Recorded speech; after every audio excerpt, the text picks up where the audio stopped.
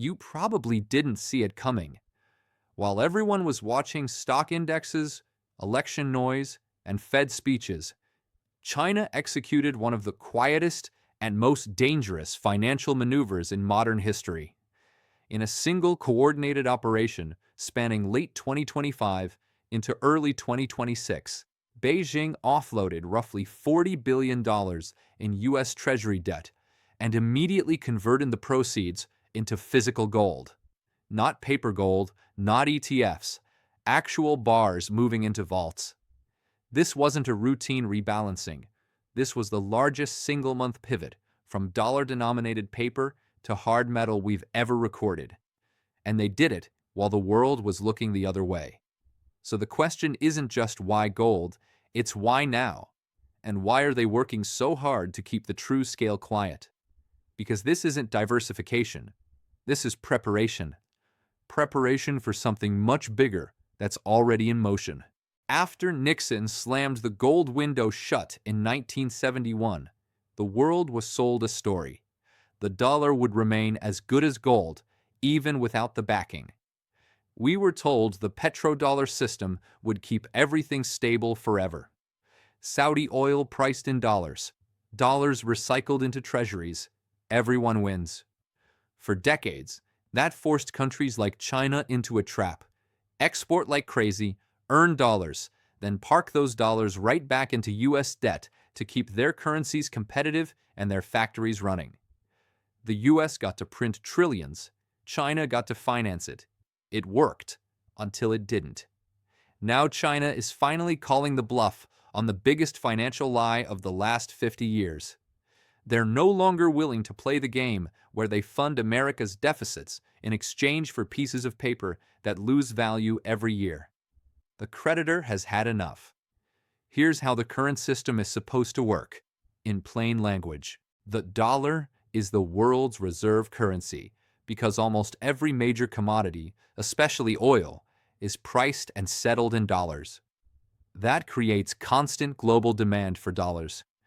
Countries like China earn those dollars through trade surpluses, then traditionally recycle them straight back into U.S. treasuries. Those treasury purchases fund U.S. government deficits, keep interest rates lower than they otherwise would be, and the cycle repeats. It's a beautiful machine, as long as everyone keeps playing along. But when the biggest player starts taking those dollars and buying gold instead of rolling over treasuries, the recycling machine begins to jam. Liquidity tightens, yields rise, and the cracks that were hidden for decades suddenly become impossible to ignore. That's exactly where we are right now. Here's the moment the rules actually changed. Between December 2025 and January 2026, China's central bank executed a deliberate, large-scale operation. Approximately $40 billion in U.S. treasuries were sold across multiple auctions and secondary markets. And within days, the dollar proceeds were used to acquire physical gold on the international market. This wasn't scattered portfolio tweaking. Reserve data, customs flows, and gold import figures all align on the timing and scale. Beijing bypassed the usual recycling loop entirely. Instead of rolling maturing bonds into new ones, they took the cash and moved it straight into metal that no government can print. That single decision marks the first time the world's largest foreign creditor openly prioritized gold over funding fresh U.S. deficits. And once the largest player changes the game, everyone else has to adjust. This move puts the Federal Reserve in an impossible position. If the Fed hikes rates aggressively to support the dollar and attract buyers back to treasuries, it crushes economic growth, sends unemployment higher, and makes the existing $34 trillion debt burden even more expensive to service. If they cut rates or restart quantitative easing to keep growth alive, they flood the system with more dollars, accelerating the very inflation and currency weakness that makes foreign holders want to sell in the first place. Either path feeds the exit. China's conversion isn't just a trade. It's a signal that forces the Fed into a corner with no clean exit strategy left. Once the biggest creditor starts exiting, the dominoes fall in sequence. Step 1. China sells. Treasury supply floods the market. Yields spike to attract new buyers. Step 2. Other major holders, Japan, Saudi Arabia, European funds, see higher yields and a weakening dollar trend, so they quietly reduce their own exposure rather than lock in losses. Step 3. Dollar liquidity tightens globally. Import prices for oil, commodities, electronics rise fast. Domestic inflation reaccelerates. Step 4. The Fed is forced to choose: hike rates and trigger recession, or print and stoke more inflation. Either choice encourages more selling, pushing yields higher, deficits larger, and the cycle faster. BRICS expansion and new bilateral payment systems, yuan rupee, yuan real, yuan ruble, act as accelerants, reducing dollar demand further. Meanwhile, coordinated gold buying by Russia, India, Turkey, and Poland reinforces the loop. Every ounce added to reserves is a vote of no confidence in paper. Momentum builds quickly. Once it's visible, it becomes self-fulfilling. Here's the uncomfortable truth. No institution can stop this shift once the largest creditor leads it. Central banks and governments can jawbone, intervene in currency markets, or arrange swap lines to delay the pain. But they cannot force China or anyone else to keep financing deficits they no longer trust. We're already seeing the evidence. Treasury auctions showing tailing and weaker bid-to-cover ratios. Foreign official holdings of U.S. debt at the lowest levels in decades relative to total issuance. The machine that recycled dollars for 50 years depended on willing participation. When the biggest participant walks away, the rest of the world follows. Not because they want to, but because they have to protect themselves. At its core, this is a divide between paper promises and physical reality. U.S. Treasuries are IOUs issued by a government, claims on future dollars that can be created without limit. Gold is a physical asset with no counterparty risk. No one has to promise to honor it. It simply exists. When trust in the issuer erodes, paper always loses. We've seen it before. Weimar Germany printed marks until wheelbarrows were needed for groceries. The 1970s stagflation era saw bonds crushed while gold rose over 2,000% as the dollar lost half its purchasing power. Every major monetary reset in history follows the same pattern. Confidence in paper collapses. Hard assets reassert themselves.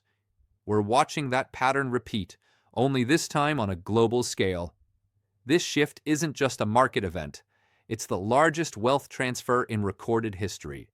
Winners, nations, institutions, and individuals already positioned in hard assets, physical gold, commodities, productive real estate in stable jurisdictions. They preserve and grow purchasing power as paper claims deflate. Losers, anyone heavily exposed to long-duration bonds, cash savings, pension funds overloaded with fixed income, and dollar-denominated paper assets in general.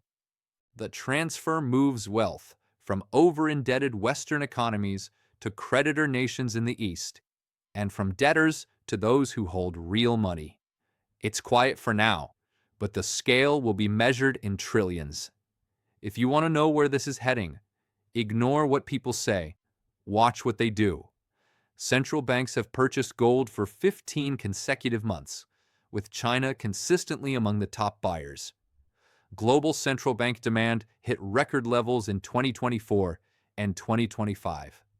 Billionaires and major institutions have been accumulating physical metal and gold mining exposure at the fastest pace since the 1970s. Yet public messaging remains calm. Officials still describe treasuries as the world's safest asset. The disconnect is telling.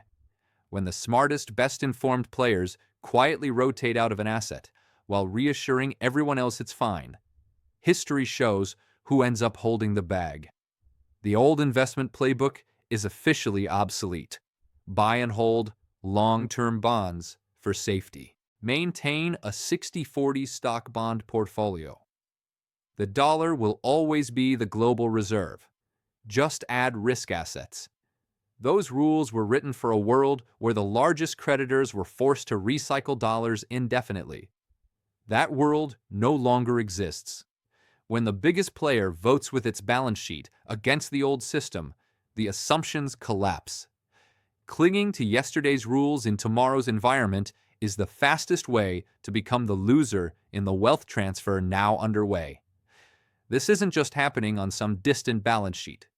It's coming straight into your daily life.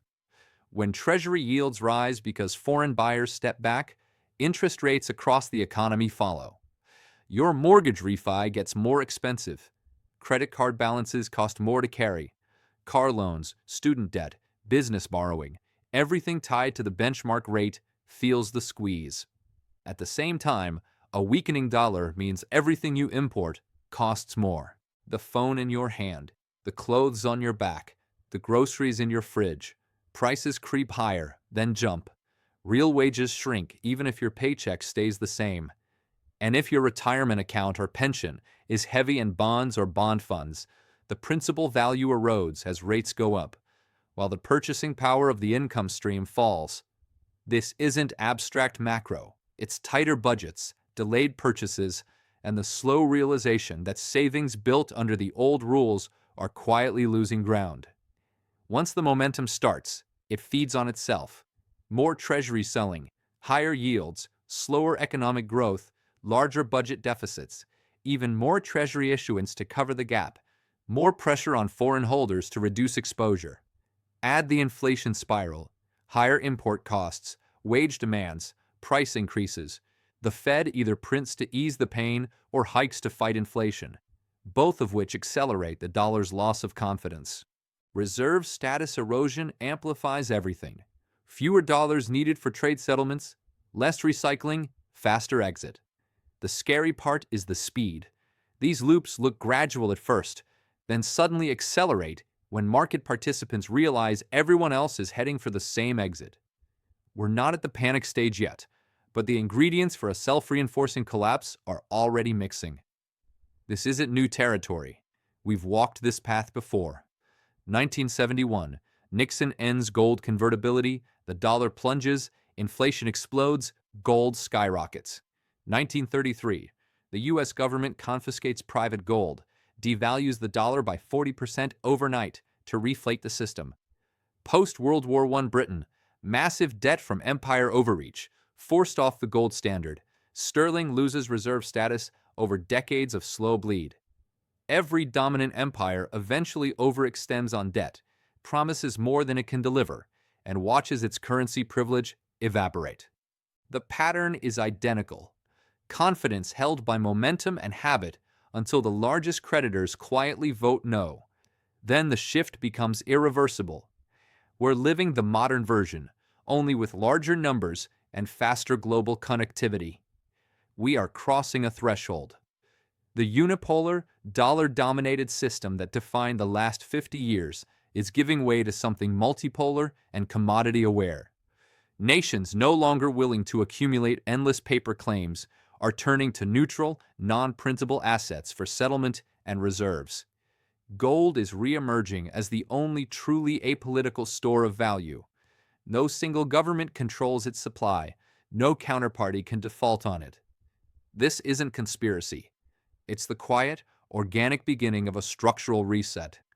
The rules that governed money, trade, and power for generations are being rewritten in real time. If you're watching this, you're already different from most people. You see the shift while it's still quiet enough to act. You understand that knowledge is the first and most powerful form of protection. You're no longer dependent on outdated narratives or hoping institutions will shield you. You're ahead of the curve, one of the few who recognize the wealth transfer early and can position accordingly. That awareness alone puts you in the survivor category, not the one left holding paper promises when reality reasserts itself. So what's the most direct countermove available to an individual watching this unfold? It's the same one the central banks are already executing at scale. Owning physical gold outside the banking system. Not paper proxies, not ETFs tied to counterparty promises. Actual metal you control directly. This removes the counterparty risk inherent in every bond, bank deposit, or digital claim. When the recycling loop breaks and paper assets lose purchasing power, physical gold sits on the other side of the wealth transfer. Look at the track record, not the hype. Through every major monetary reset of the last century, the 1930s devaluation, the 1970s stagflation, the post-Bretton Woods inflation surge, gold preserved and often multiplied real wealth, while long-term bonds and cash eroded. Central banks aren't buying record volumes because they expect stability. They're buying because gold is the only reserve asset that has survived every fiat failure in history. I'm not giving financial advice here. I'm simply observing what the largest, most sophisticated institutions with the most to lose are doing with their balance sheets right now. They're voting with trillions. If you want to align with the winning side of this structural shift rather than the losing one, the logic points in the same direction. The window to reposition ahead of the cascade is still open, but it's narrowing fast. Every month of continued central bank gold accumulation and Treasury reduction moves the momentum further. Once the feedback loop becomes visible to markets, prices adjust quickly, availability tightens, and the easy moves are gone. Hit the like button now if this opened your eyes. Subscribe and turn on the bell. You've seen the shift early. Don't stop here.